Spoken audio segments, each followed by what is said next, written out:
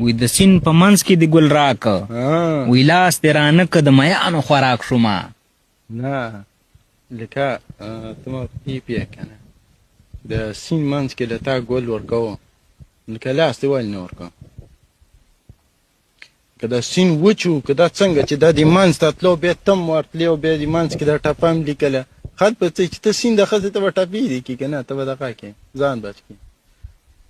د سیند په منځ کې د ګل راک ټیک د ګل څه کښتۍ وه چې بس پا پرې راواړوه او راسور شه پې چې راوبدي باسي که نه که به ګل دې څه کول تا دغه ټیم کې مې یارانې کول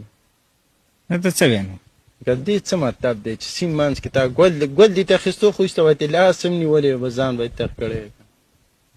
وی د سیند په منځ کې د ګل راکه نو خو ټیک دی که وی لاس سیند دې رانه منځ کې څه کوه چې دومره وخت کښتۍ نه لوېدلې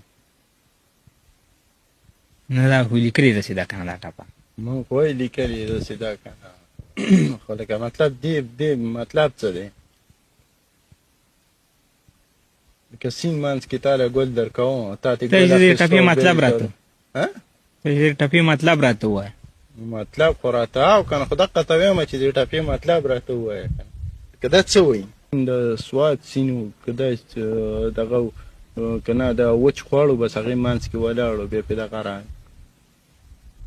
که د دې منځ کې څه کول چې ورتلو دا ټپه یې کړې داسې ده که نه دا د ټپې له صرف دې منځ ته تلو چې دا ټپه وکړم لکه دا مړ شو که نه لکه ته اوس سیند منځ کې ټپه ولیکې ایسته مړ شو نو دا بیا چا ته پته ولګېده چې ده داسې لیکلي دا خو لکه هغه لیکلي داسې دا چا لیکلی کوم چې سیند ویوړه کوم چې وی لاس دې رانه که د میانو لاس ته رانه که د میانو خوراک شم که نه دا دې پاسې وي لیکلي دا لیکلي چا ده ته اوس دلته یوه ټپه ولیکې ځان سیند نه خس دی یو ټپه ولیکې ایسته مړ شي ذهن ته دې ټپه راشي او ایسته مړ شي دا بیا چا ولیکله نو دا به بیا وروسته پاتې شي که وروسته پاتې اوبو سار له راغلي وه او لکه د کښتۍ پې داسې زنګېدلی چې زه ټاپه یم او ومې لیکې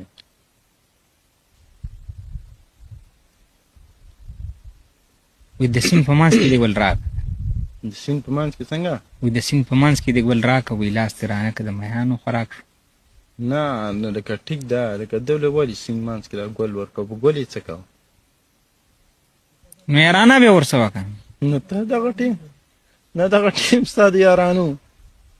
تعالی ځانې ته سیند اخستی خلک چېرته ځان ډاډې ته وباسي لامبو وایي دغه کوي ته دغه کوم یارانې کې نن دا یې ټپه لیکلې داسې ده نو خو دغه ټیم کې ټپې ته لیکي ته څه وې زه څه یم زه ما لکه دا اوس د مطلب څه دی که نه چې ګوره د اوس سیند منځ کې دغه رانه کړو زه یو خو دا ټپه چې هغه مړ شو نو چا ته پته ولګېده خو سیند اخستی و که نه ایسته میان وخوړو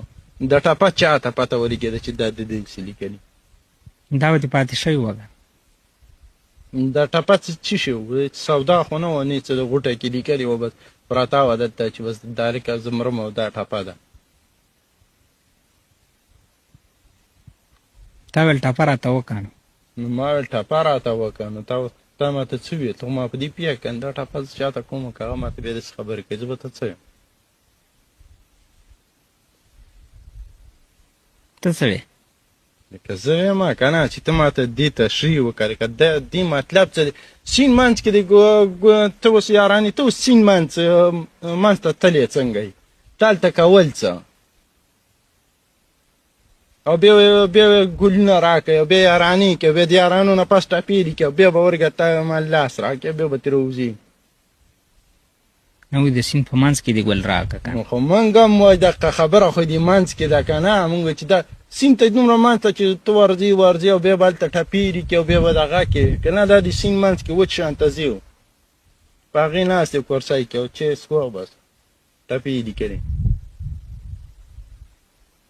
دا یې ټپه داسې کړې که نه